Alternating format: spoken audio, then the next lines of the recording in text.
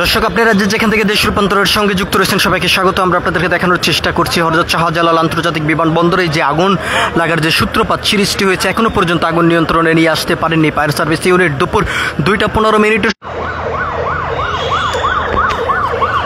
2:15 সময় আগুনের সূত্রপাত সৃষ্টি হলো, তবে এখনো পর্যন্ত ফায়ার সার্ভিসের ইউনিটই কাজ করে যাচ্ছেন। মোট 17টি এখনো পর্যন্ত আগুন নিয়ন্ত্রণে নিয়ে আসতে পারেননি।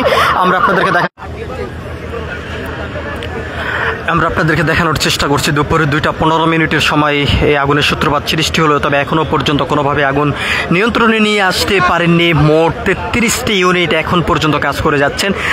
তার পাশাপাশি পুলিশ